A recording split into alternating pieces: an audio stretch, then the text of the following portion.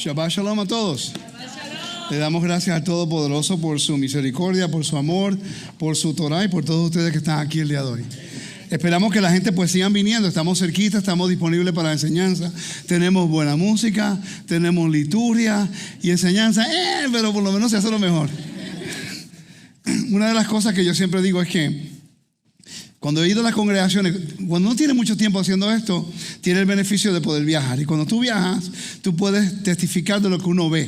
Entonces, uno no trata de ser crítico de lo que uno ve, porque en realidad todo el mundo está desarrollándose. Estamos tratando de aprender, estamos tratando de ser guiados. Pero siempre hay quejas. La gente pues se queja, nos falta música, nos falta enseñanza, nos falta liturgia. Entonces, pues eso era algo que yo siempre notaba, y habían congregaciones que tenían, una liturgia espectacular, pero la enseñanza no era lo mismo, o danza tremenda, pero la música no era igual, o la música buena y lo demás pues regular. Y yo dije, sería espectacular si algún día pues se puede desarrollar poco a poco un balance entre los tres. Porque eventualmente va a haber danza también. Tenemos las personas que lo pueden hacer. Pero yo pienso que es sabio que podamos unirnos como pueblo. Y tenemos que tomar la decisión si queremos nosotros ir a un lugar donde vamos a ser ministrados o ir a un lugar donde quieren que se nos entretengan. Son dos cosas diferentes. Una cosa que yo he aprendido, yo recuerdo que llevo una iglesia muy grande, tenía como casi 5,000 miembros o más. En ese tiempo tenían como 10,000 miembros. Y los domingos eran 5,000, 6,000 personas que iban allá. Y entonces la gente iba y tenían ministerios para todo. Todo era un show. Todo era un show. Y la gente iba porque obviamente tú quieres ir a disfrutar del servicio, pero entonces quiere hacerlo en un lugar donde te sientas pues. El problema es que eventualmente se convirtió en más entretenimiento que enseñanza. Entonces eso es algo que tenemos nosotros que aprender a lidiar, porque en cada lugar tiene sus beneficios. Todos tenemos nuestros beneficios, lo bueno, lo malo, lo que estamos desarrollando, cómo podemos mejorar. Cada congregación, cada iglesia tiene cosas buenas, porque no todo en la iglesia está mal. ¿O estoy equivocado? No todo en la iglesia está mal, así como no todo en la sinagoga está mal, así como no todo en diferentes congregaciones está mal, pero tenemos que tomar una decisión. El Shabbat es un lugar donde tenemos que congregarnos. Es el único día que Dios quiere que entremos a su espacio sagrado. Y yo pienso que es importante que no solamente los hermanos que están con nosotros en las redes, pero también los que están localmente, que no tienen una congregación y que quieren venir donde pueden ser ministrados con música, con liturgia o con enseñanza, que consideren pues venir y aprender. ¿Okay? Aquí no vamos a entretener, vamos a enseñar. Queremos que podamos aprender juntos. Amén. Pero hay otras congregaciones también que pueden visitar, no somos la única. Lo que queremos es que se congreguen. Detrás del televisor, si están localmente, no es una buena excusa. ¿Ok?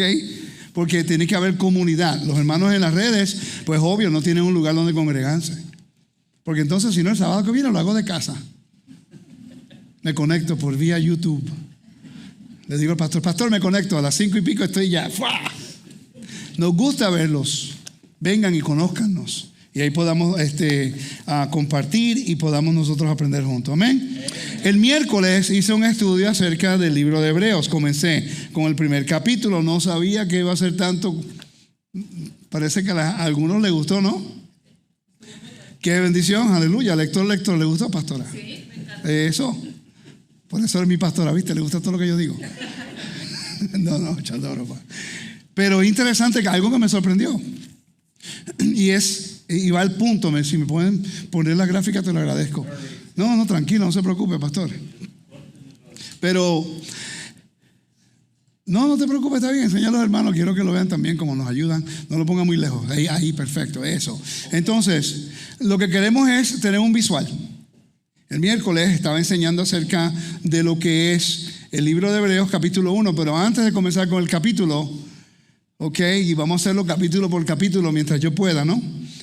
Por los viajes y nuestra nueva responsabilidad de ser copapás y mamás. Es que es bella, Dios mío, es bella. Yo la miro y digo, parece igualita a mí. Igualita. No es verdad, pero por lo menos me siento como que sí. Entonces ella, pues, nos tiene enamorados y estamos pues cuidando y ayudando a nuestros hijos. Como familia, le damos gracias a ustedes por todas sus oraciones. Todo esto pasará y el Eterno pues nos levantará. Seguimos adelante.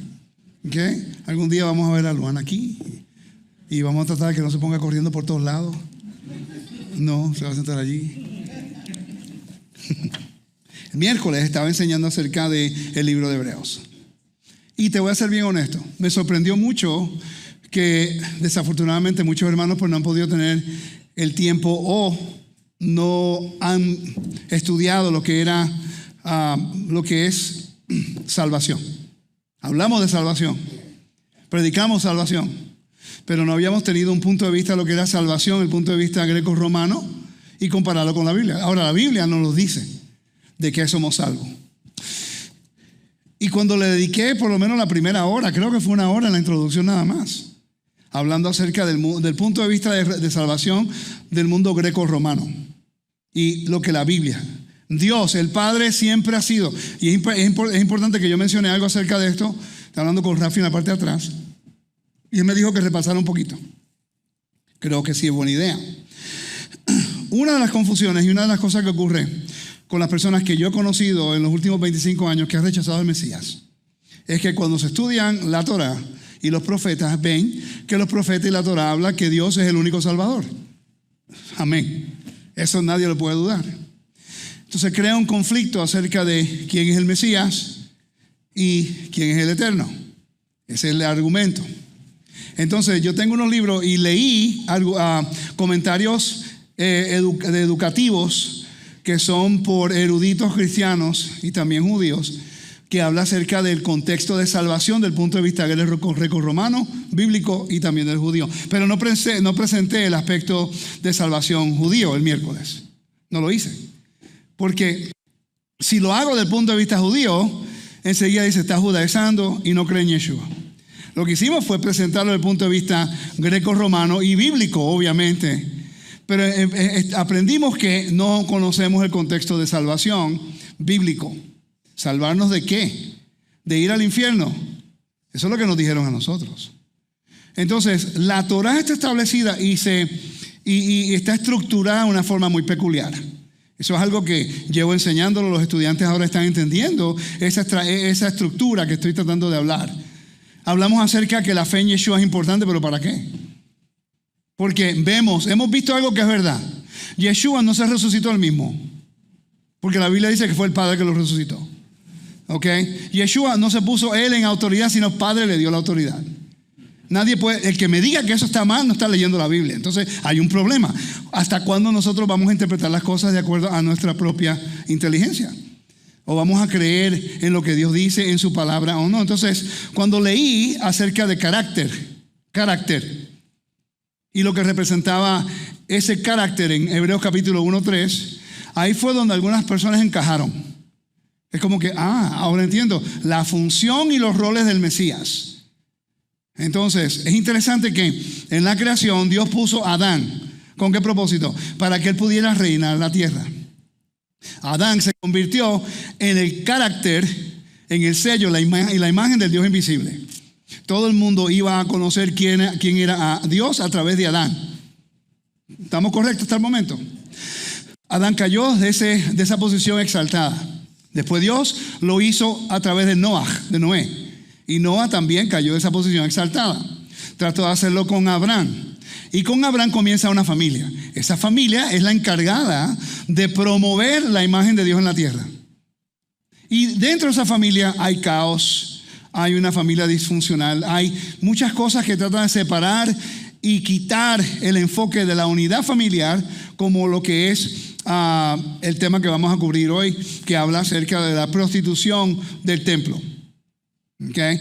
Esa familia disfuncional va a la dispersión, pero ya el Eterno había preparado a José para que estuviera como el visrey de Egipto, el visrey. En otras palabras, tenía toda la autoridad, todo lo que él dijera, todo lo que él pusiera su sello, todo lo que él estableciera como ley fue autorizado por Faraón. Faraón es una figura en esa historia de José, de Hashem, del Padre, del Eterno. Okay. Escuché que habían críticas porque yo dije eso. Ok, Pero podemos decir que José representa al Mesías, pero no podemos decir que Faraón representaba al Padre en ese momento. Así como Faraón en el tiempo del exilio, del Éxodo, representaba a Satán, el enemigo que quiere oprimir a Israel, que quiere matar a Israel. Son prefiguras, son metáforas. ¿Me siguen? Ok, entonces, ahí vemos como Dios escoge a José como un agente. Siempre en la Biblia Dios ha escogido a una persona o al pueblo para que se convierta en el vehículo de Él poder traer la imagen a través de ese vehículo para que la gente pueda ver la imagen de Dios entre esa persona o pueblo. Siempre. Eso no es nada nuevo. La Biblia lo establece claramente. ¿Ok? Sabemos que el libro de Éxodo menciona acerca de ese malach, ese mensajero que la Biblia le llama un ángel. Que cuando decimos la palabra ángel, todo el mundo se cae al cielo. No entiende lo que la palabra malach significa. Un mensajero, que es el mensajero del Eterno. Mensajero, un sacerdote es un malach. Entonces, en Éxodo nos dice, y se lo dijo Moisés, Dios a Moisés, te voy a enviar un ángel con ustedes. Escúchalo, porque si no, él no perdona tu transgresión. Pero ¿qué otro ángel puede perdonar una transgresión? ¿Tú conoces otro ángel en la Biblia que puede perdonar la transgresión? Pero ¿quién le dio la autoridad a ese ángel para perdonar transgresión? ¿No fue el Eterno? Quiere decir que ese ángel lo dirigió en el desierto. Pablo nos dice en 1 Corintios, ¿quién era ese mensajero que envió Dios delante del pueblo? El Mesías. No nos dice. El mismo judaísmo habla acerca de human agency. Se llama la agencia humana. Ellos dicen que Dios siempre escogió a una persona para ser un salvador. Lo hizo en los profetas, lo hizo con Moisés, lo hizo con Josué, lo hizo con David, lo hizo con Salomón. Siempre escogió a uno para hacerlo. Israel se suponía que tuviera el plan de ser el Salvador. En otras palabras, enviar el mensaje de salvación a través de toda la humanidad, y ellos fallaron en su trabajo. Eso es lo que dice Isaías capítulo 1. Habla acerca de lo que se llama una demanda del convenio. Covenant lawsuit. La mejor traducción que conseguí para este caso legal es demanda. Es una demanda de un convenio. Dios ahora requiere una responsabilidad de Israel por ellos no hacer lo que tenían que hacer. Ser fiel a Dios, mantener fuera de lo que era la pureza, la impureza moral. La impureza moral es lo que mantiene a Israel fuera del espacio sagrado y las naciones del espacio sagrado. Israel adoró a otros dioses, Israel profetizó en contra del mismo Dios, dijo palabras que Dios nunca había hablado, Israel cometió adulterio espiritual y inmoralidad. Ellos mismos experimentaron caos por las condiciones del convenio. Dios había dicho, si tú haces esto, yo hago esto. Si tú haces esto, yo hago esto. En otras palabras, Dios no maldice a nadie. Tú abres la puerta a la maldición cuando desobedeces las condiciones del convenio. Por eso es que cuando ocurre algo, siempre la gente dice, ay, ¿dónde estaba Dios que permitió que eso ocurriera? Pero, ¿y dónde estabas tú cuando Dios te estaba bendiciendo? ¿Por qué culpamos a Dios por todo? Cuando en realidad nos trata como adultos. Él dice, pongo delante de ti la vida y la bendición, la muerte y la maldición. Escoge la vida. Israel no escogió la vida, escogió desobediencia y fueron exiliados. El exilio es una representación de lo que es fuera del jardín, el caos, la rebelión, el exilio y la muerte. Yo he estudiado y enseñado esto ya por 2 años. Ok, pero estoy viendo que hay que regresar a los fundamentos. Yo no sé qué pasó después de COVID. Yo no sé qué pasó después del virus cuando se declaró el virus en todo el mundo. No sé qué está ocurriendo con la gente, no sé si estamos estudiando o no, pero yo estoy bien preocupado, porque yo estoy viendo un patrón que a mí me preocupa bastante. El ser separado de la comunidad ha creado dar 3 pasos atrás en muchos puntos fundamentales que me preocupan. Es increíble, mucha gente ha venido al conocimiento de la Torá en el tiempo del virus, pero mucha gente que conocían la verdad de la Torá están ahora pensando, no sé, en mosquito preñado, no sé. ¿Cómo se dice? Pajarito cantando. No sé qué está ocurriendo. Y yo lo digo con todo respeto. Estoy viajando en diferentes lugares, estoy viendo algunas personas que están adelantando y otras personas que son como para atrás. Es interesante que el mismo estudio que yo hice con gente que yo conozco mucho tiempo, cuando hice el estudio del profeta como Moisés, que eso todo el mundo lo conoce en el judaísmo, que el Mashiach va a ser más grande que Moisés. El mismo libro de Hebreos capítulo 3 comienza con eso. Y cuando pongo el post que Yeshua tiene el rol como el profeta como Moisés, empezaron a atacar. Y yo digo, pero es que yo no entiendo. Si hace 15 años atrás decían, wow, tremendo estudio. ¿Cuál es la desconexión? ¿Cuál es la desconexión? ¿Por qué no estamos entendiendo estos principios básicos? ¿Será porque no estamos poniéndole atención a lo que el texto dice y estamos tratando de entender la Biblia por nuestra propia lógica? Nuestros ideales, lo que pensamos. Y es interesante que yo he presentado alguna información directamente del griego, directamente del hebreo, pero si lo presento en el contexto del templo, ya no es válido. Entonces yo digo, ¿qué tenemos que hacer para regresar?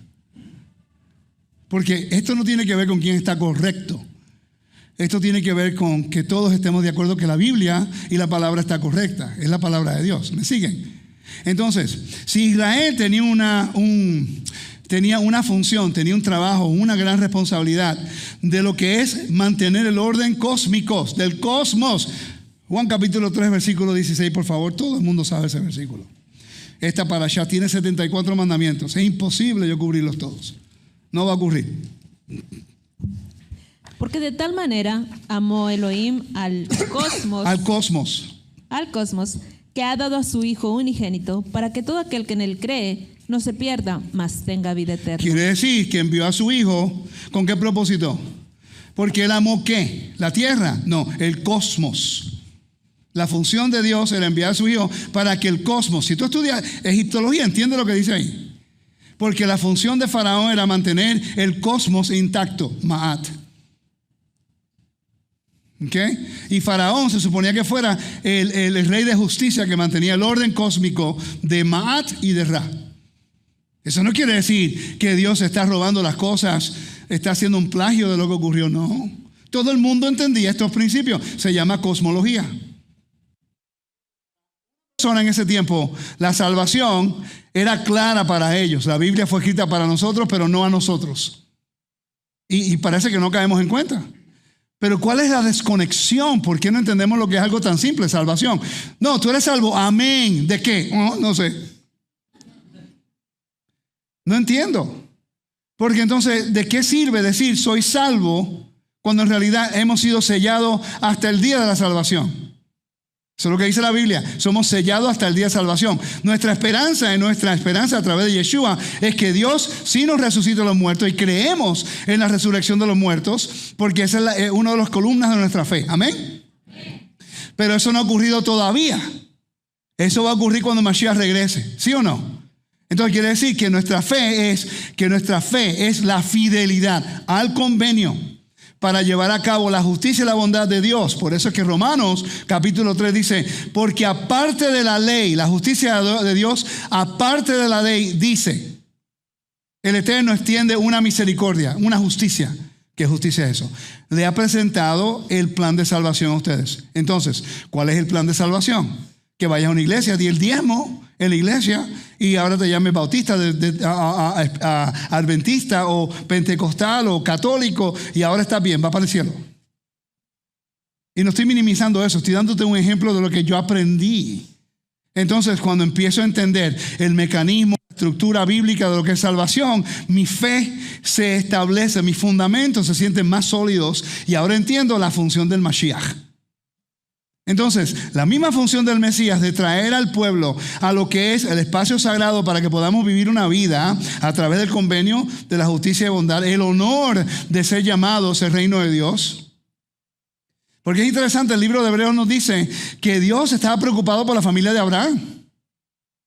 ¿Y por qué estaba preocupado por la familia de Abraham? Gálatas habla lo mismo, los hijos de Abraham.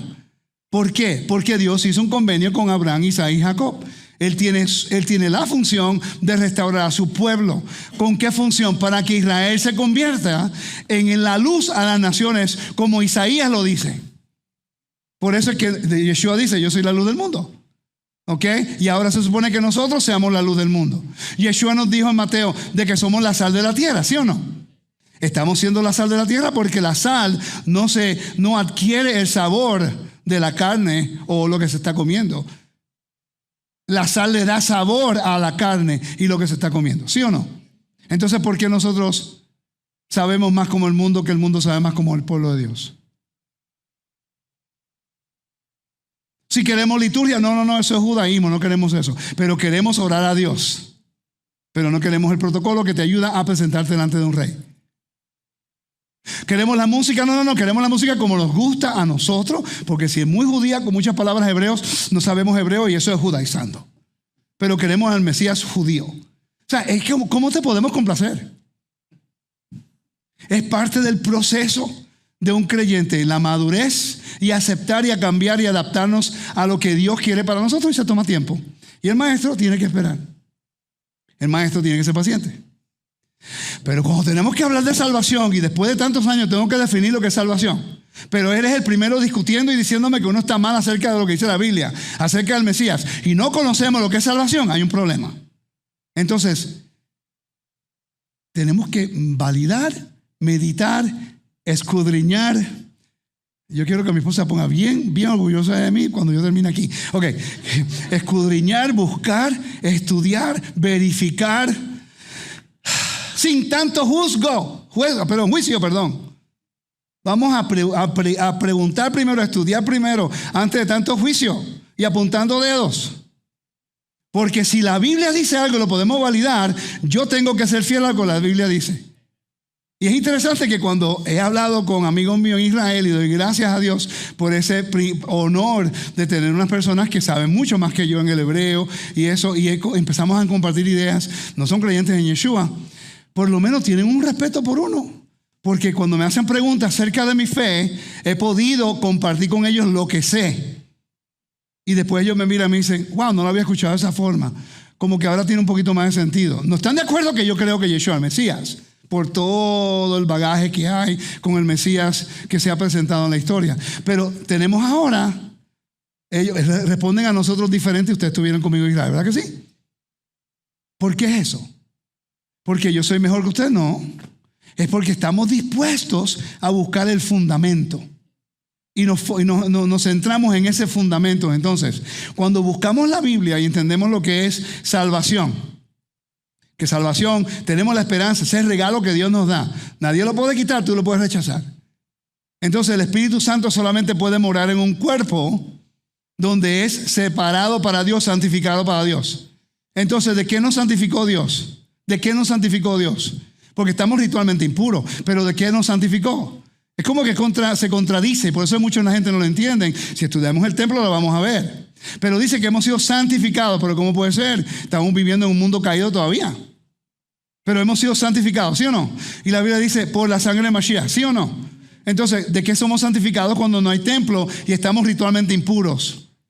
Estamos santificados porque hemos sido separados, removidos del ámbito de la muerte y hemos entrado a la esfera de la vida a través del mandamiento que hemos aceptado a través de Yeshua, el vehículo y la función del Mesías, que a través de su muerte y su resurrección, entonces ahora tenemos la evidencia de que el Dios de Israel es el único que salva, es el único redentor, y no hay nadie que puede tomar ese honor, porque ni el mismo Mesías tomó ese honor. Él le dio ese honor al Padre en todo momento, ¿sí o no? Lo hizo porque él entendía su misión, él entendía su rol. Eso para nada le quita su divinidad, su preexistencia que proviene del cielo, para nada. Establece un orden. ¿Sabes lo que es triste? Mucha gente a veces no escucha y no te dan una oportunidad de explicar, porque a veces cuando hablamos de salvación, por ejemplo, y es algo un poquito retante porque va en contra de la forma que nos enseñaron, pero el bíblico está allí. Es interesante que el libro de Hebreos presente unas palabras en el ámbito médico, ¿ok? Es interesante la palabra áfesis, que ya si no se la saben, me retiro. ¿Ok? Entonces, pero vemos nosotros que salvación para el mundo greco-romano, ellos consideraban a doctores y a la medicina como salvadores.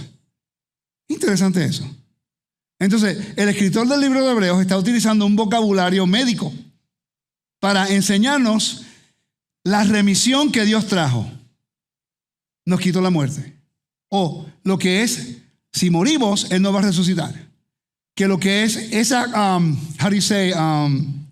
consecuencia. La consecuencia del pecado que trae la muerte, ya esa, se puede decir penalidad o juicio, Dios nos ha dado justicia fuera de la Torah y dijo, entra a mi reino. yo te doy un perdón. Quiere decir que el perdón del libro de Hebreos es en el contexto de lo único que el templo no podía perdonar. Solamente el rey podía perdonar. Era lo que era el pecado que nos guiaba a la muerte. Él nos dio un perdón, lo que se llama una remisión. Entonces, no sé si están teniendo sentido lo que estoy hablando. La razón por qué estoy trayendo el punto ahora en referencia al libro de Hebreos, porque cuando entremos al capítulo 5, 6, 7, 8, y cuando entremos al 9 y especialmente el 10, no sé si me van a querer mucho. Porque el capítulo 10 específicamente habla de la función del Mesías ahora, después que hizo la función del sumo sacerdote. El capítulo 1 y 2 presenta a Yeshua como la imagen del Dios invisible, el carácter, el sello, la representación. ¿Okay? Como cuando tú ves un dólar, tú ves la cara de Washington. Tú no conoces a Washington, tú nunca lo conociste, ni yo tampoco. Pero cuando ves la cara sabes que tienes que investigar ahora. ¿Quién es esa persona que está ahí?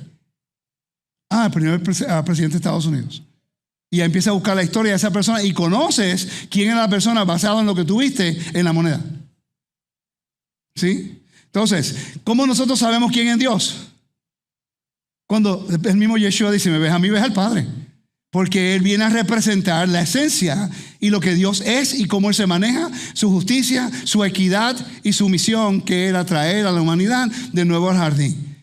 Ahora entiendo esa expresión. Si me ves a mí, ves al Padre. Porque fue enviado a hablar en el nombre de Adonai. Así como Moisés fue enviado a hablar en el nombre de Adonai. Y Dios le dijo a Moisés, tú vas a ser como Elohim para Faraón y a Israel. No vas a ser uno típico. Y no lo fue. Él levantaba su vista y oraba y traía juicio a los egipcios. Puso su cetro, se dice, su vara en el Mar Rojo y se abrió. ¿Qué hombre puede hacer eso? ¿Qué hombre puede hacer eso? Pues entonces obviamente él tenía una autoridad que Dios le había dado. Una pregunta, si tú ves a Moisés poner su vara en el mar y se abre, pide pan y cae del cielo, tú no vas a pensar que eso es más que un humano. Y sale de la montaña que nadie podía subir y la cara le resplandece, que se tuvo que cubrir la cara. ¿Tú no crees que la gente dice, wow, hello? Igualito hablaron mal de él. Igualito retaron su autoridad. Igualito querían, no, si le pasó a Moisés, nos va a pasar a nosotros. Y si le pasó a Yeshua, olvídate. We're doomed.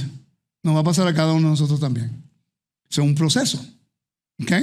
Entonces, ¿cómo se aplica lo que es salvación o lo que es el mensaje de salvación para la parashá de esta semana? La parashá de esta semana es imposible que podamos cubrir todos los mandamientos. Vamos a el libro de Deuteronomios capítulo, comienza en el 21, ¿no? Quítese. 21 versículo 10. Y son 74 mandamientos. Yo tengo esta Biblia que es de Colombia. Él reina, versión Él reina. ¿Ok? Lo que me gusta es que tiene los mandamientos al lado del versículo. No sé quién lo hizo. No tengo idea. Lo único que me gusta es eso. Tiene los mandamientos en la parte de atrás también. ¿Ok? Tiene las parashá. Tiene la midá, por cierto. Tiene hasta la midá en la parte de atrás. ¿Ok? Tiene todo aquí. Si el que la hizo, pues por lo menos hizo buen trabajo. No sé quién es, pero hizo buen trabajo. Ok. Pero nos vamos a enfocar en el mandamiento 584, que habla acerca de capítulo 23, versículo 17 y 18. Son dos mandamientos. Se va a hacer nuestro enfoque. ¿Por qué? La razón que quiero escoger esos dos mandamientos es, si nosotros nos dirige a la muerte, lo que es el pecado moral, entonces Dios establece unos mandamientos con un propósito, para mantenernos fuera del ámbito de la muerte que es causado por el pecado moral. Los 10 mandamientos, lo que le llaman los 10 mandamientos, que son las 10 palabras, fueron escritos en el contexto de lo que es moral. ¿Okay? No cometerás adulterio, homicidio, idolatría. Pero la Biblia habla de fornicación. Pero muchas personas, o como se ha interpretado por fornicación, es sexo antes del matrimonio. Y yo pienso que hoy día se puede utilizar eso, obviamente, porque a la Biblia nos dice que debiéramos esperar claramente, ¿ok? Pero yo honestamente no pienso que la palabra fornicación, como no le estamos dando la definición en el ámbito religioso. ¿Okay? Y yo pienso que es importante entender esto también. Fornicación tenía una connotación de lo que eran rituales de fertilidad. ¿Okay? Vamos a leer los mandamientos y después vamos a entrar un poquito en lo que es la historia. Recuerda, en esta parashá tenemos que cubrir el aspecto cultural e histórico. Recuerda, no estamos viviendo en Estados Unidos, el contexto geográfico. Estamos leyendo la lectura de unos mandamientos que fue dado a Israel 40 años después que salieron de Egipto. Libro de Deuteronomio. Ocurrió antes que Moisés muriera y después iba a entrar a la tierra.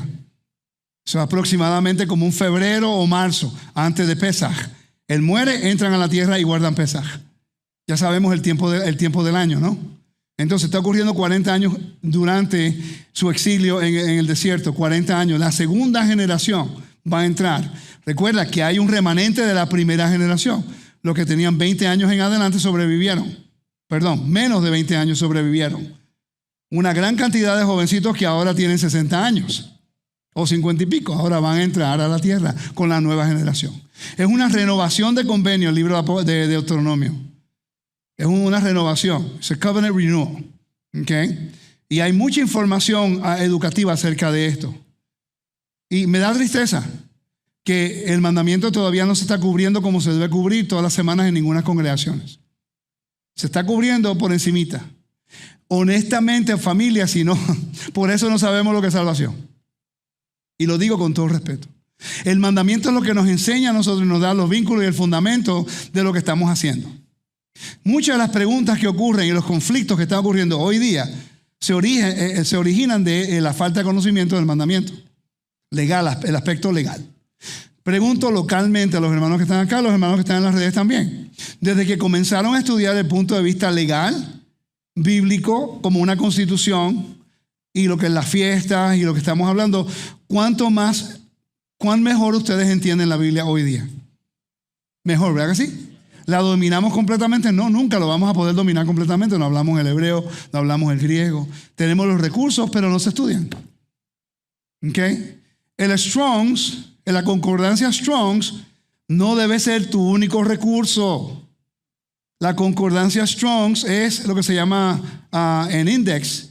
Es como lo que se utiliza para enseñar como la Biblia King James usa el hebreo. Tiene un gran valor como una concordancia. Pero hay otras que son mejor o tan buenas y te dan más opciones. Y está ahora lo que se llama el aspecto cultural de la Biblia. ¿Por qué las personas no quieren estudiar el aspecto cultural de la Biblia? No sé. Porque si yo voy a Chile, que estuve en Chile, tuve que aprender un poquito de lo que es la topografía y la geografía. Que ahora cuando envían una foto y veo, ya yo sé más o menos dónde queda eso. Pues ahora tengo mayor conocimiento porque estuve allí, igual que en Puerto Rico y otros lugares. Es interesante que queremos saberlo todo siempre y cuando no tiene que ver con la Biblia. Cuando es con la Biblia, no, solamente tu interpretación lógica es lo que importa. Y ese es un problema. Porque entonces se desarrollan ideas teológicas que a lo mejor va en contra del mandamiento y comienza lo que es el tug of war, como un ale. Empujar y alar de quién está correcto, quién no está correcto. ¿Está correcto? ¿Quién está correcto? Un tira y jala, como decimos en Puerto Rico. Cuando en realidad todos nosotros debemos encaminar a la voluntad del Eterno, no a lo que nosotros pensamos. Por eso es que a mí me gusta enseñar de esta forma. Y es un poco frustrante a veces, porque uno dice, la gente enseña algunas cosas, algunos hermanos tienen una opinión, yo entiendo. Y yo creo que es bueno que tengan diferentes opiniones. Pero ¿hasta cuándo la opinión va por encima de la verdad? Es como un abogado. Tú estableces tu caso. Todo el mundo piensa que eres culpable. Todo el mundo te juzga como si fueras culpable. En Estados Unidos supuestamente tú eres inocente hasta que te encuentran, eres inocente hasta que te encuentran culpable.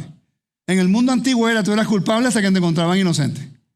Así era el código Hammurabi, así era en Egipto. Los dioses te van a matar hasta que algo ocurra.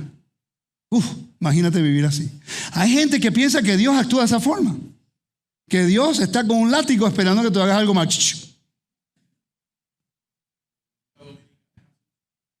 Explica. No sabía eso. No sabía eso. Fíjate. La Biblia es diferente. Dios dice, sigue mis mandamientos y estás bien.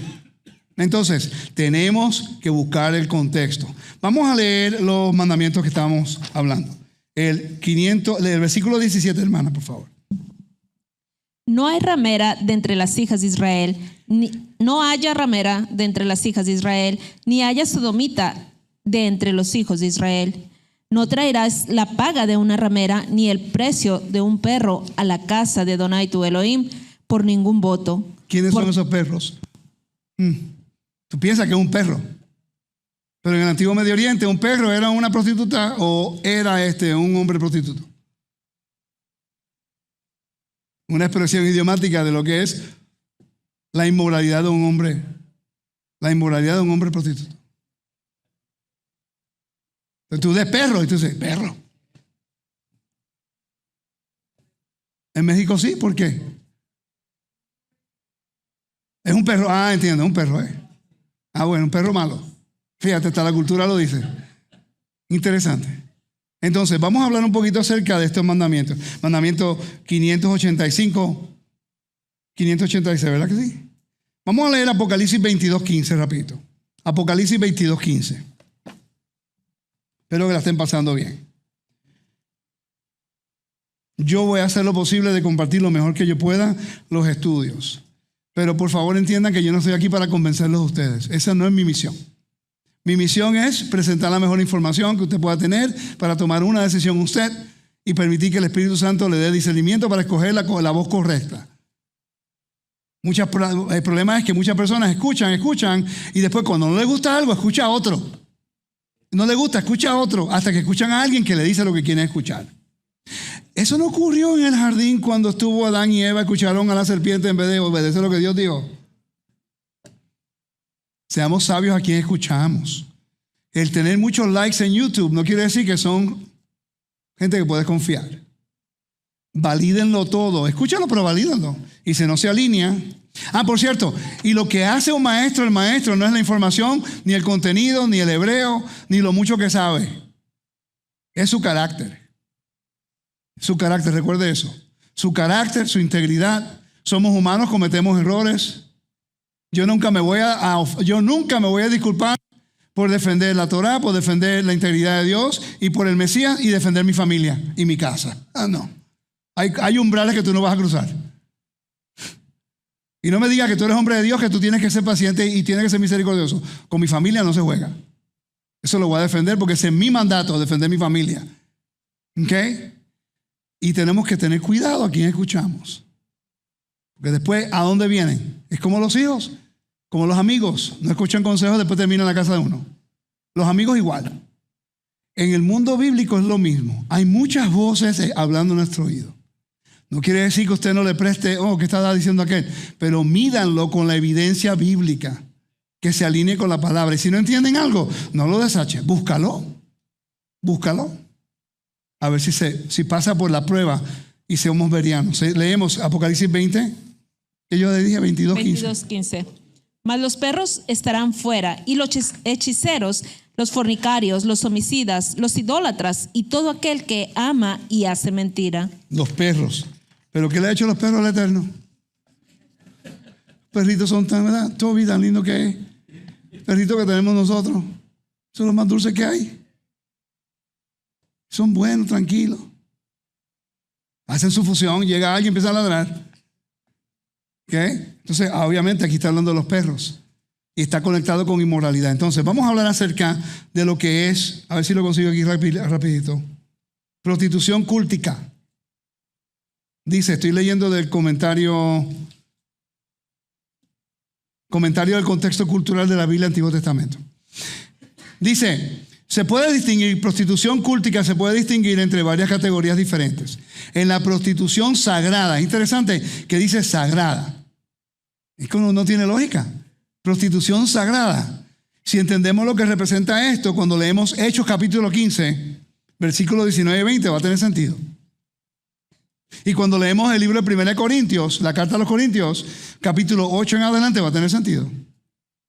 Porque en el mundo antiguo, en Canaán, Así como en Mesopotamia, así como en el mundo donde vivió Israel, habían rituales que se consideraban santos. Por ejemplo, Baal se llama imite a die, imitando a tu Dios. Si Baal tenía una hija o su hermana que era su esposa y tú sirves a Baal, entonces tenías el permiso de imitar a tu Dios. Por eso Dios dice, sé santo porque yo soy santo. Esa es la razón. ¿Quién puede ser santo como Dios? En lo que nosotros entendemos que es santidad. Pero si santidad se define como lo que es una separación de servicio, tu vida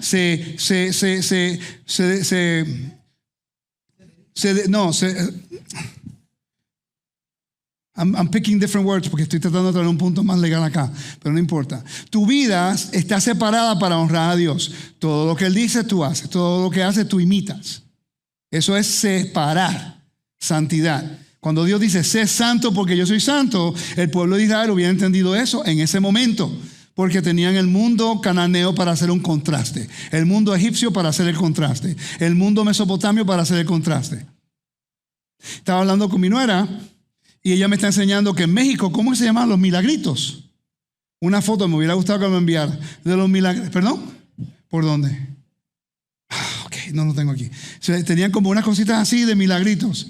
Y es que tenía que ver con enfermedad, ¿no? Parte del cuerpo. Dale el micrófono, por favor. Explícale. Eran como dijecitos que eran partes del cuerpo, como brazos, pies o cosas así. Entonces tú lo compras y luego lo llevas a un santo y tú oras y le pides que te sane lo que tú compraste. Si te duele el brazo o lo que sea, pues compras un brazo y lo llevas al santo y se lo dejas al santo para que él te cure de esa enfermedad. Me duele el brazo. Pero lo vemos raro, ¿sí? Eso se practicaba en Corinto. Se llama Asclepio. Y también se adoró en Israel, en Bethesda, en la piscina de Bethesda, que en el tiempo de Yeshua estaba fuera de la ciudad. ¿Okay? Y ahí se adoraba al dios de Asclepios. No ha cambiado nada. El micrófono, por favor.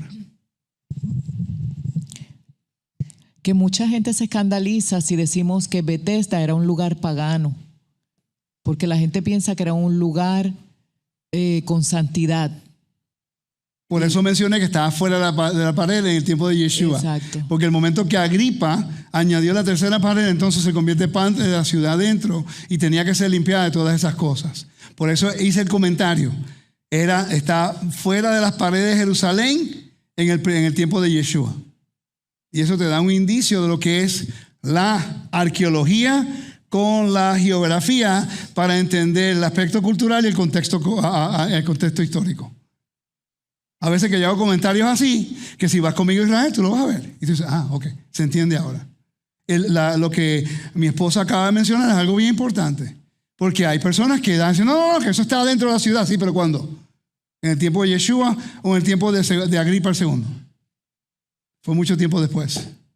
Entendiendo el tiempo que ocurrió, sabes que no estaba en un lugar santificado. La piscina de Siloé sí, pues estaba dentro de la ciudad. Y la ciudad es santa. Había cosas que se hacían fuera de la ciudad que no eran permitidas dentro. ¿Ok? ¿Me siguen? Ok. Dice, se puede distinguir entre varias categorías. En la prostitución sagrada, la ganancia era destinada al templo. En la prostitución cúltica, el propósito era asegurar la fertilidad por medio de un ritual sexual. Daniel, dame un favor, ¿me puedes buscar en tu iPad el ritual de Afrodite, por favor? Si lo consigues ahí.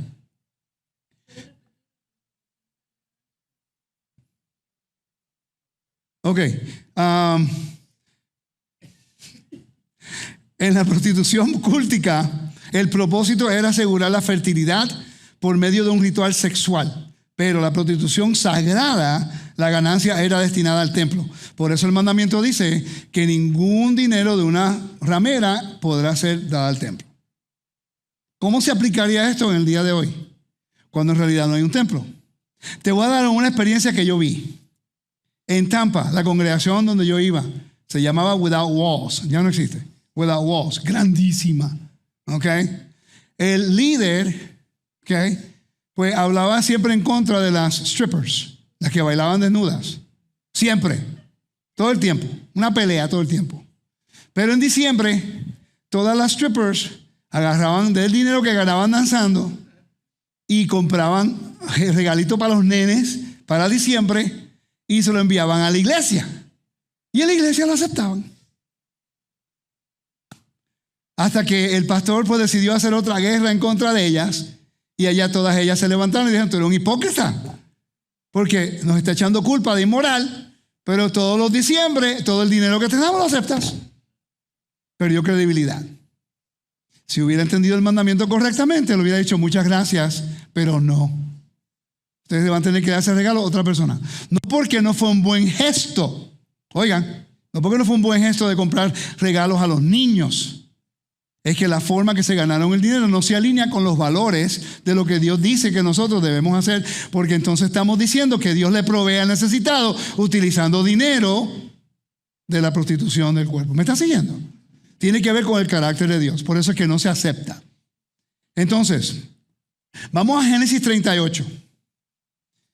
Dice: también debemos diferenciar entre la prostitución sagrada y ocúltica ocasional, como en Génesis 38. Esa es la historia de Judá con Tamar. ¿Ok? ¿Puede leer, hermana? Comenzando del 1. Aconteció en aquel tiempo que Judá se apartó de sus hermanos y se fue a un varón adulamita que se llamaba Hira. Y vio ahí Judá la hija de un hombre cananeo, el cual se llamaba Súa, y la tomó y se llegó a ella. Y ella concibió y dio a luz un hijo y llamó a su nombre Concibió otra vez y dio a luz un hijo y llamó a su nombre Onán. Ok, vamos a seguir porque ya sabemos lo que pasó. Los hijos se mueren, él le promete uno, el último a ella, él no le cumple, y entonces ella va y se sienta a la puerta de la ciudad, se pone su velo, él pensó que ella era prostituta. Lo dice el texto, vamos a ver si lo conseguimos ahí. Dice, versículo 12, dice: pasaron muchos días y murió la hija de Shua, mujer de Yehudá. Después Yehudá se consoló y subía a los transquiladores de sus ovejas en Timna. Él y su amigo Hira adulamita, y fue dado aviso a Tamar, diciendo: he aquí tu suegro sube a Timnat a transquilar sus ovejas. Entonces se quitó ella su vestido de su viudez, se cubrió con una cubierta, se disfrazó y se puso a la entrada de Enaim, junto al camino de Timnat, porque veía que había crecido Selá y ella no era dada a él por mujer. Y vio Yehudá, la tuvo por ramera, porque allá había cubierto su rostro. Quiere decir que en ese tiempo cubrirle su rostro a la puerta de la ciudad representaba algo. Lea ese versículo, el versículo 15, por favor. Y la vio Judá y la tuvo por ramera, porque ella había cubierto su rostro. Ya no entiendo. Entonces te está diciendo que él pensó que ella era ramera porque se cubrió el rostro. Entonces, ¿por qué nosotros no investigamos culturalmente lo que representaba con cubrirse el rostro en el tiempo cuando esa historia? Si entendemos ese pedacito de información, y dice: y se apartó del camino hacia ella y le dijo: déjame ahora a llegarme a ti. Pues no sabía que era su nuera. Y ella dijo: ¿qué me darás para llegarte a mí? ¿Qué me darás? Ahí empieza lo que es el intercambio de un dinero por el servicio. Y sabemos que hay historia de Mesopotamia, en lugares diferentes de Mesopotamia, en la cual una mujer, una vez en su vida, se paraba a la puerta del templo o a la puerta de la ciudad, se cubría su rostro, y cualquier hombre, no importa, lindo, feo, gordo, flaco, alto, bajito, si huelía bien o no, le daba dinero, ella se iba y se acostaba con él. Y eso se llamaba sexo ritual, sexo cúltico. No se consideraba ningún pecado, porque lo estaba haciendo para adorar a su Dios con el sexo y le daba el dinero. Ok, wow.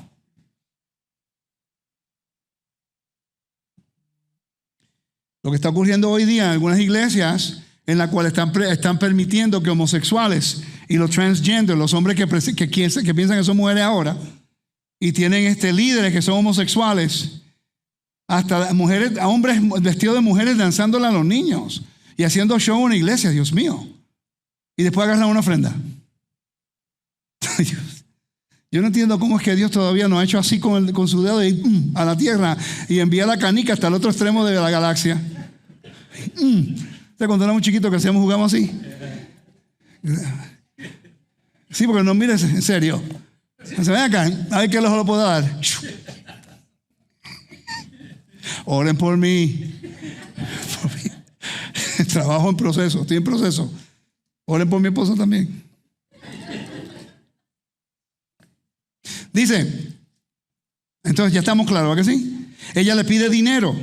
Entonces cuando seguimos leyendo el capítulo 38, dice, yo te enviaré el ganado y un cabrito de las cabras.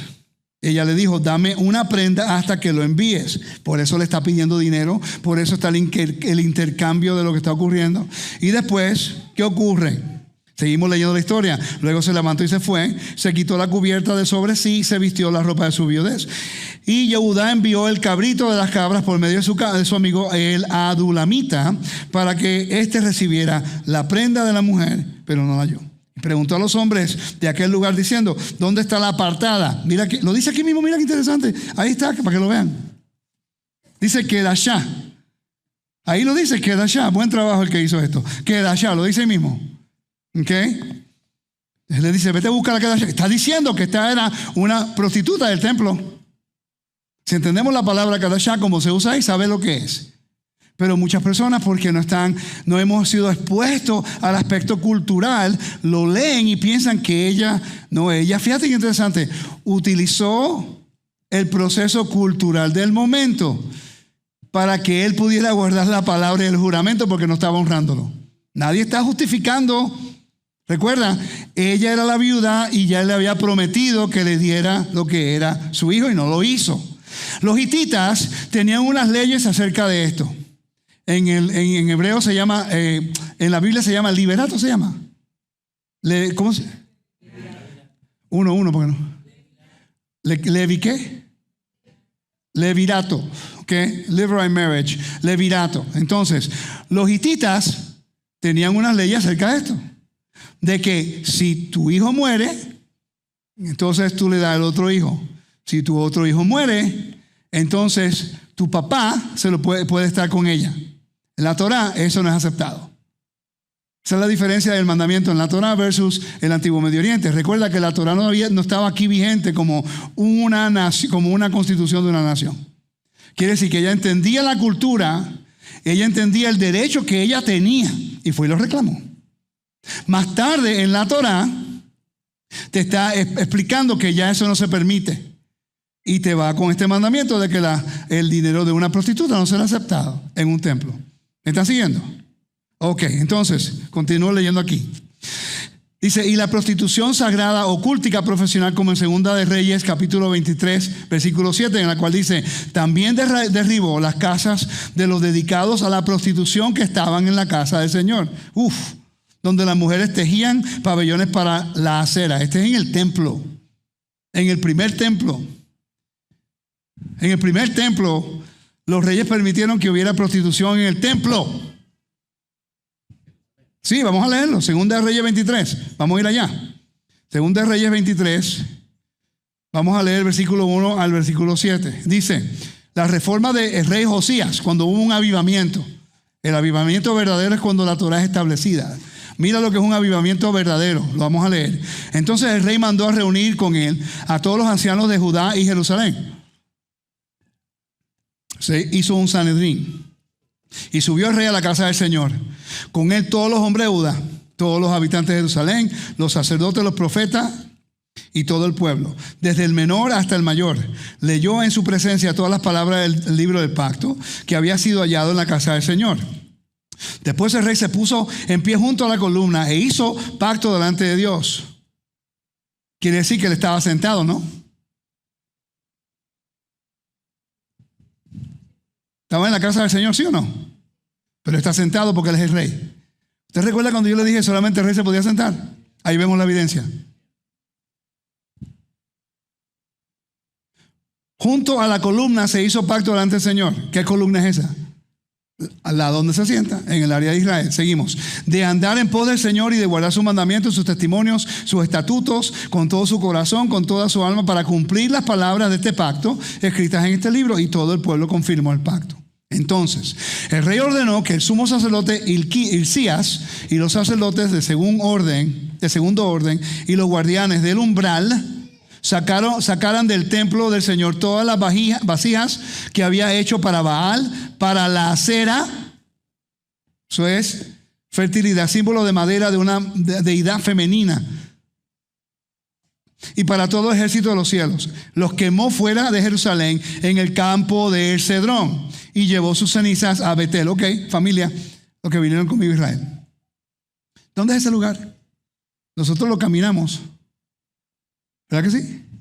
Te dice dónde fueron. Caminamos del Monte de los Olivos y no caminamos por el valle de Cedrón. Ahí fue donde quemaron eso. Y nosotros caminamos por ese mismo lugar. Y después lo llevó a Betel.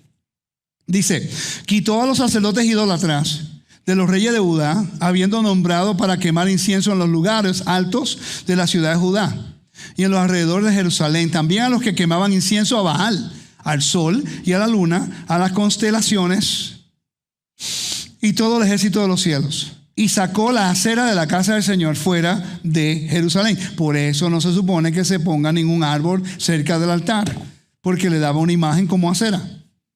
Era de madera. Y dice, al torrente de Cedrón, un torrente, que no era un torrente, bastante agua, ¿verdad que sí? Estamos aprendiendo mucho, ¿verdad? Información que a veces nosotros pensamos que información. No. Si tú vas a Jerusalén, tú vas a estar allí, tú sabes que había un torrente. No era un poquitico de agua que estaba yendo. ¿Ok? Dice, y la quemó junto al torrente de Cedrón, la redujo al polvo, arrojó el polvo sobre los sepulcros de los hijos del pueblo. También derribó las casas de los dedicados a la prostitución. También derribó las casas de los dedicados a la prostitución. Eran como parte de un rito pagano. Primera de Reyes 14:24 también habla acerca de eso. Dice, hubo también en la tierra sodomitas de cultos paganos. Hicieron conforme a todas las abominaciones de las naciones que el Señor había echado delante de los hijos de Israel. Entonces dice, continuamos nuestra lectura. Dice que estaban en la casa del Señor donde las mujeres tejían pabellones para la acera. Entonces tenemos que investigar dónde las mujeres tejían. Te está diciendo dónde.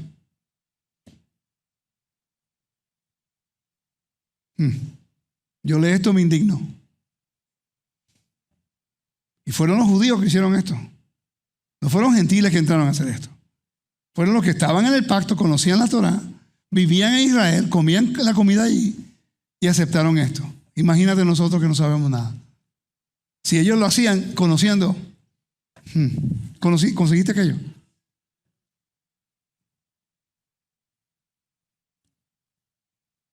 Gracias.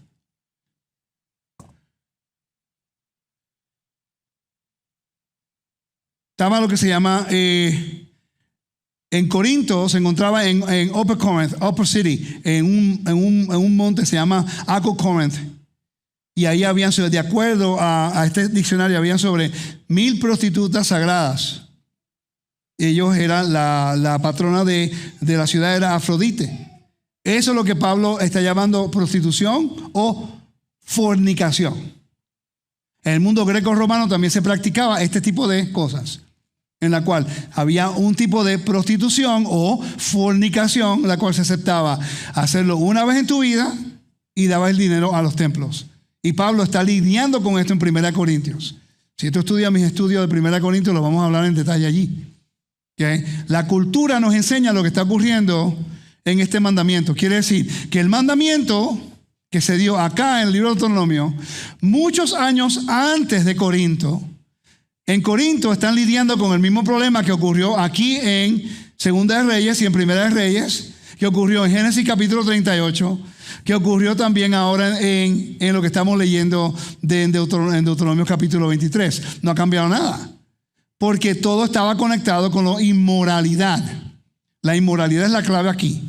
Entonces está la idolatría, que es un tipo de fornicación, adulterio. Es interesante que la Torá es el único documento en el cual conecta el adulterio y el homicidio y la idolatría con la misma penalidad de muerte. Todo tiene que ver con lo que es convenio y preservación de vida. Que el adulterio es un convenio entre un hombre y mujer y usan el nombre de Dios como garantía de que los une. Si entra una persona de cualquier sexo que entre, entonces está haciendo que esa persona caiga y rompa su voto y por ende profana el nombre de Dios. La idolatría es igual. Estamos quitando entonces el don que Dios nos dio a nosotros para ser the image bearers. Se llama los que cargamos la imagen del Dios invisible. Somos todos nosotros ahora. Yeshua lo hizo, pero ahora nosotros somos los que cargamos la imagen de Dios en la tierra. Pues guardamos la fiesta, guardamos el sábado, comemos limpio. Y nosotros pues representamos al Eterno. Obviamente no como el Mesías, porque está muy más allá de lo que podemos hacerlo, pero lo representamos a Él, se supone que sea en justicia y bondad. ¿Me están siguiendo? Están viendo lo complejo que es un mandamiento y solamente lo leemos y seguimos, pero requiere explicación. Y no estamos hablando de la explicación del Talmud, de la Gemara y las opiniones del Gemara y lo que es la Mishnah, que yo también en la Mishnah tiene mucho que decir acerca de estas cosas. Pero yo pienso que ahora es relevante para nosotros entender lo que es el aspecto cultural y cómo es que el mismo problema ocurre en Génesis 38, muchos años antes que la Torá fue dada. Ocurre durante el tiempo de los reyes, muchos años después que la Torá fue dada. Y ocurre después que el Mesías muere y resucita, en el tiempo de Pablo, muchos más años que la Torá fue dada y el pueblo de Israel entró a la tierra. Quiere decir que la inmoralidad es lo que prevalece en cada persona que nos separa de la presencia de Dios. Y eso nos guía a la muerte. Y si practicamos ese tipo de prostitución o fornicación, la Biblia nos considera perros. Quiere decir que hoy día en la población mundial, lo que está ocurriendo hoy día con lo que es las cosas esas de género, como se acepta la prostitución y lo que se está aceptando lo que es el homosexualismo. Y yo no sé cómo es que las mujeres en las reinas de belleza pueden tolerar que un tipo se vista de mujer y le gane. Y las mujeres no dicen nada. ¡Ay, qué lindo! ¡Qué insulto, Dios mío! No estoy diciendo que estoy de acuerdo con lo que cursos de belleza, ok, son lindas, preciosas, pero que venga un tipo, se vista de mujer y te gane, cuando Dios te creó como mujer, solamente porque políticamente todo el mundo quiere que ver un tipo vestido de mujer. Uno se debe indignar, eso no se puede aceptar. Digan lo que digan, pues yo no puedo aceptar eso. No es porque soy más justo que la persona al lado mío, es porque representamos los valores de Dios. Y tenemos que serle fiel a Dios sobre todas las cosas. Y así no van a querer callar de una forma u otra. ¿Okay? Pero tenemos que serle fiel a Dios. Y eso no se puede tolerar. Y yo te digo, si algún día una persona llega aquí que quiere buscar de Dios y es hombre vestido de mujer, puede buscar de Dios, te quitas ese disfraz y te vienes como lo que eres, un machito. Y trabajamos contigo. Porque yo entiendo que todos tenemos problemas. Se puede trabajar. Pero no me vengas a decir a mí que no tengo misericordia porque no quiero aceptar tu estilo de vida. Nosotros aceptamos el estilo de vida que Dios nos da de acuerdo a su convenio. Él no se adapta contigo, usted se adapta a Él. Esa es la realidad. Y este no es un mensaje muy, muy, muy popular. Me sorprende si de repente nos sacan de YouTube. ¿Okay? Pero son los valores de Dios. ¿Me siguen? ¿Están aprendiendo algo nuevo hoy? 1 o 2, aleluya, gloria a Dios. La religión de Asia Menor, la atmósfera religiosa variada de la antigua Turquía, la cual constaba de muchas provincias, la mitología greco-romana. Dice, con el progreso de la religión y la cultura griega, el helenismo y la influencia del imperio romano a través del mundo conocido, muchos en Asia Menor comenzaron a adorar a los dioses y a las diosas del panteón griego y romano. Pérgamo se conocía como el mayor centro para la práctica de la religión de las Asclepios en Asia Menor. Lo que estaba hablando Mino era acerca de anyway. El templo de Artemisa, que se llama Diana en Roma, en Éfeso, se consideraba como una de las 7 maravillas del mundo. Otro ejemplo de influencia griega influye en el templo de Apolo en Claros y una ciudad llamada Afrodisias, dedicada a la diosa Afrodita. Interesante, es un peligro porque hoy día se está permitiendo que lo que es la inmoralidad entre dentro de los rangos y eso es lo que separa una congregación. Pedófilos, ¿pueden dirigir congregaciones? No. Pueden ser parte de una congregación con unas reglas específicas, manteniendo que él se mantenga en orden siempre. Y se va a permitir que esté siempre y cuando no tenga contacto con ningún niño. ¿Ok? ¿Dirigiendo una organización? Nunca. En el mundo greco-romano, un hombre con pelo largo no podía dirigir una congregación. Pablo lo dice, ¿por qué? Porque el pelo largo se consideraba como una persona que era un bárbaro o un hombre afeminado. Y un hombre afeminado en el mundo greco-romano era una gran vergüenza. No se permitía. No quiere decir que hoy día un hombre con pelo largo es afeminado. Eso no necesariamente es verdad. Estamos diciendo que en el mundo cultural del primer siglo, un hombre con pelo largo no podía dirigir la congregación porque iba a traer vergüenza al evangelio, porque iban a pretender que el Mesías, la cual representamos, era afeminado. Porque recuerda que nosotros somos ahora la imagen de Dios en la tierra, ¿sí o no? Por eso tenemos que tener cuidado lo que decimos. ¿Cómo fue eso? A Yeshua se le pinta con pelo. Y también con una toga de un senador romano, para que tú veas que la religión completa católica es de culto imperial. Es la realidad, la gente no quiere escuchar eso. Y no lo digo para juzgar, pero es la realidad. Es un problema que tenemos. Pero no me crean a mí, vayan y búsquelo. Valídenlo todo. Eso es algo que tenemos que validar y verificar. ¿Y por qué todo el mundo está tan ofendido por todo?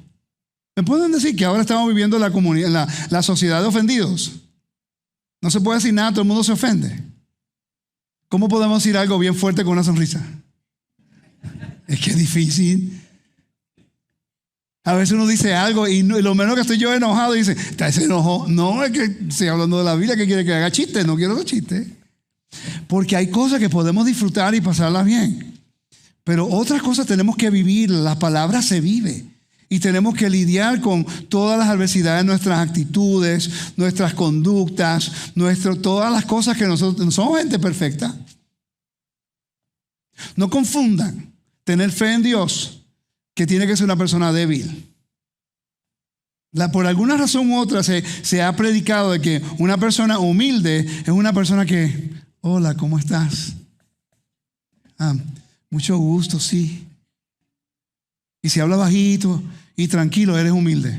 Y por dentro es un diablo.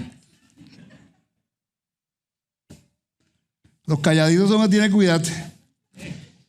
Me pasan yuchitos todo el tiempo. Tú llegas a la clase y tú empiezas a mirar, ¿a quién voy a agarrar yo hoy? Y tú ves a uno allá y dices, ese calladito no es fuerte, eso no parece nada. Ay, Dios mío, cuando te agarra y tú defendiendo, y ¿qué estaba pensando? Dios mío. Luego que se acaben los 4 minutos para irme a mi casa. Uno se confunde, uno nunca sabe.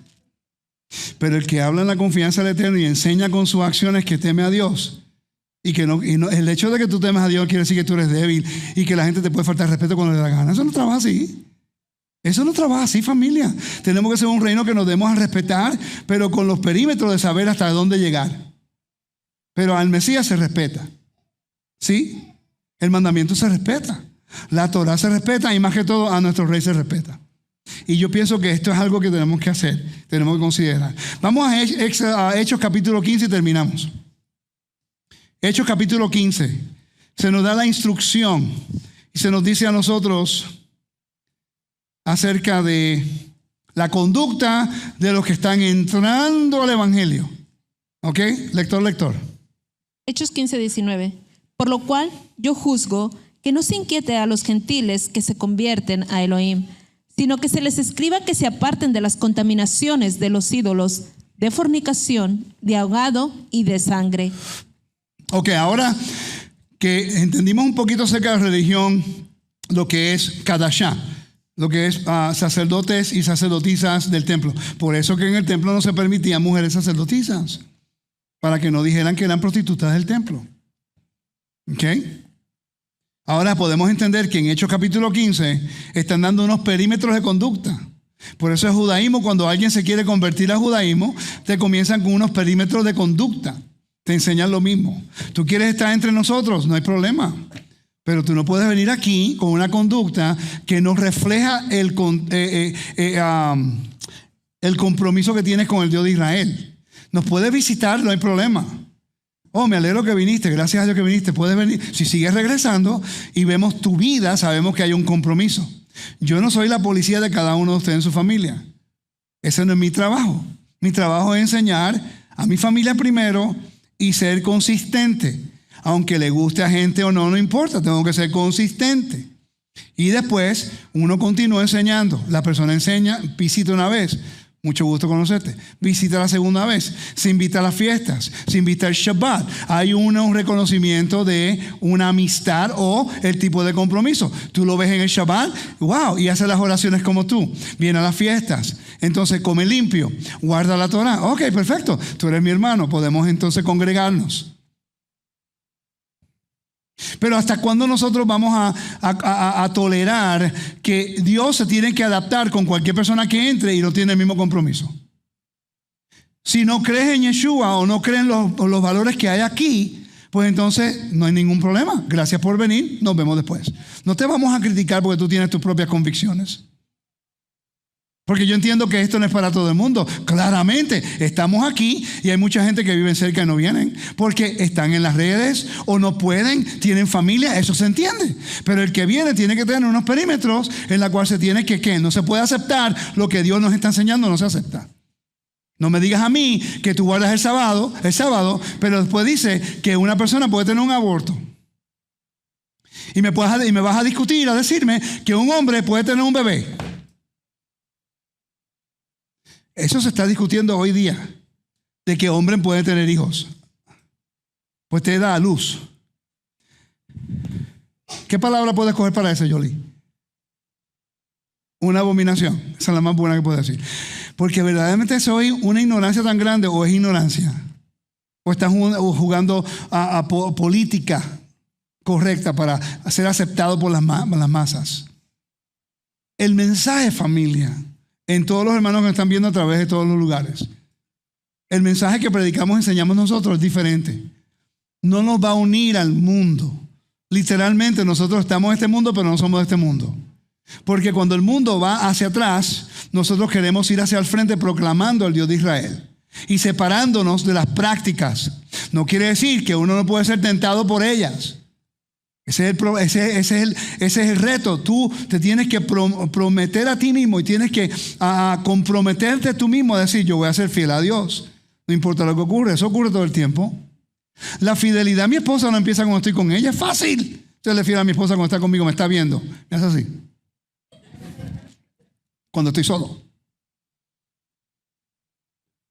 Pero a mí no me molesta ni es un peso para mí porque yo amo a mi esposa y amo a Dios. Y yo quiero hacer lo que tengo que hacer para honrar a Dios y honrar a mi esposa. ¿Ok? ¿Qué tengo que buscar? Tengo 57 años de edad y estoy feliz con una mujer preciosa como esa. ¿Qué más yo quiero? Y el costo es muy grande. Deshonrar al Mesías, que me dio la oportunidad de poder tener un tipo de honor que no merezco. Deshonrar a mi familia y deshonrar a la comunidad. Y también, si no se cree en las cosas como nosotros, entonces no pretendan hacerlo. Sean honestos. Yo conozco gente en Israel que no cree en Yeshua y me lo dicen. Mira, quiero hablar contigo, pero no creo en Yeshua. No, ¿por qué? Está bien. Siempre y cuando tú no te pongas a hablar mal del Mesías frente mío y no empiezas a minimizarme, no hay ningún problema. Yo te respeto, pero me respetas. Y tenemos un gran diálogo. La palabra nos da libertad. La Torah nos enseña a seguir al Todopoderoso. Pero familia, esto no es entretenimiento. La música no es entretenimiento. Ellos nos están guiando al Eterno para adorar a Dios, para preparar nuestro corazón para la palabra. La palabra no es entretenimiento. Y no se tiene que decir las cosas con florecitas perfectas todo el tiempo para que sea eficaz.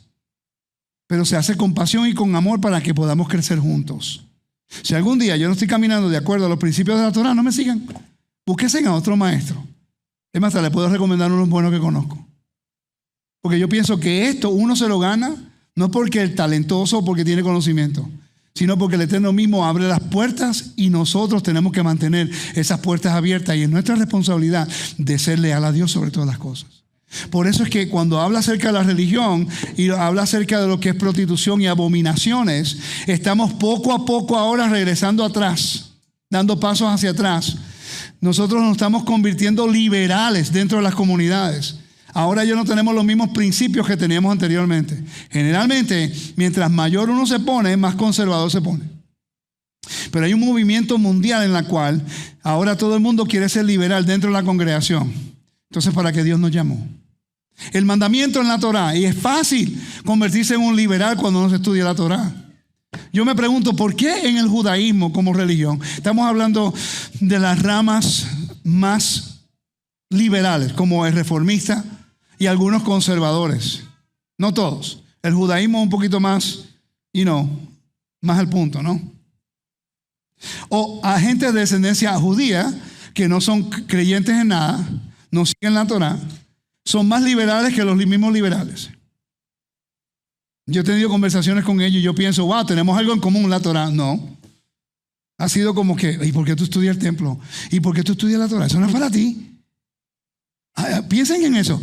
Pero esa gente de las naciones que no tenían ningún vínculo con el Dios de Israel, abrazan al Dios de Israel, se dedican a orar al Dios de Israel, sirven al Dios de Israel a través de Yeshua, seguimos la Torá, estudiamos el templo, seguimos los mandamientos y cuando nos conocen dicen, tú no tienes que hacer eso es para ti. No lo hacen ellos ni quieren que tú lo hagas. No tiene lógica. ¿Cómo los vamos nosotros a provocar a hacerlos a ellos? ¿Dándonos en el pecho de que sabemos Torá o viviendo la Torá? Ahora mismo estamos pasando por uno de las pruebas más grandes que nuestra familia ha pasado. Ha sido un reto, ha cambiado mi vida así. De mi esposa también, de mis hijos, de mis 3 hijos, ya mi otra hija ya no está. ¿Nos vamos a quedar estancados o vamos a seguir adelante? Tenemos que mirar ahora por nuestra nieta. Vamos a criarla. Y la vamos a criar con los principios que tenemos nosotros. El padre ha decidido seguir esos principios. Y le vamos a ayudar. Y oremos al Padre que nos dé fuerzas. Que sigamos hacia adelante y oremos siempre al Eterno que guíe nuestras mentes, nuestras manos, nuestra boca para levantar a esa niña que se convierta en una gran mujer de Israel. Esa es nuestra oración. De repente los viajes míos van a tener que cambiar. No sé si voy a tener la capacidad de viajar a la misma cantidad de veces. Necesito ayudar a mi esposa y a mi hijo también. Él vive conmigo ahora. Le vamos a ayudar. Voy a tener que trabajar más de la casa. No hay ningún problema. Entonces vamos a dejar de serle fieles a Dios cuando las cosas se ponen difíciles. O vamos a decir Adonai Hu Elohim cuando el mundo viene en contra de nosotros y cuando la vida algo ocurre que no podemos soportar, que nos duele, pero vamos a seguir caminando. Porque tenemos una esperanza que el mundo no tiene. Seguimos al Dios de Abraham, Isaac y Jacob. Él vindica, Él restaura, Él perdona y Él levanta.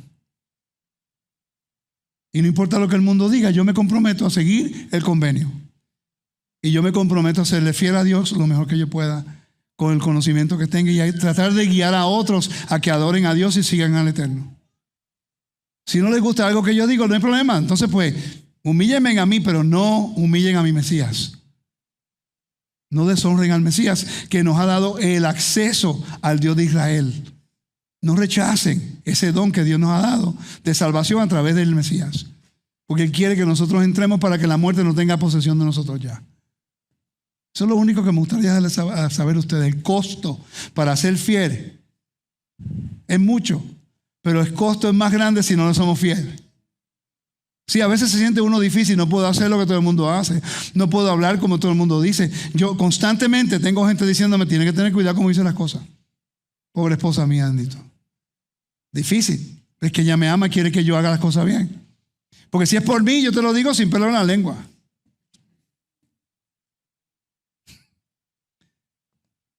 Porque tengo pasión, tengo amor por la palabra y a veces no entiendo por qué todo tenemos que revestirlo tan perfecto para que la gente lo acepte. Yo recuerdo 1998, a finales del 98. Yo recuerdo como yo estaba donde yo estaba, la hora cuando vino lo que fue my surrendering, cuando me rendí a Dios. 3 de la tarde, era un martes. Nunca se me olvida dónde estaba lloviendo. Y sé exactamente dónde estaba. Lo que me mueve a mí a continuar es que cuando yo llegué a Dios no tenía nada. Dios da y Dios quita, que sea la gloria del Eterno siempre. Pero es mucho para mí ahora mismo perder mi fe. Y yo sé que entiendo que la vida siempre trae consecuencias, la vida estamos viviendo un mundo real. Pero recuérdate que Dios es fiel, no importa lo que ocurra. Y la razón por que tenemos pasión por el Eterno es porque sabemos lo que Él ha hecho por nosotros. Y Él no pide mucho. Mira, no hagas esto y no hagas esto porque me estás representando a mí. Es interesante que lo que yo veo en la Torá, yo digo, Dios mío, la verdad que Dios tenía misericordia de mí. Tantas cosas que cuando yo leo el mandamiento yo me pongo agradecido a Dios que me dio oportunidad de arrepentirme, porque yo digo, rompí ese. Estoy como Walter, este.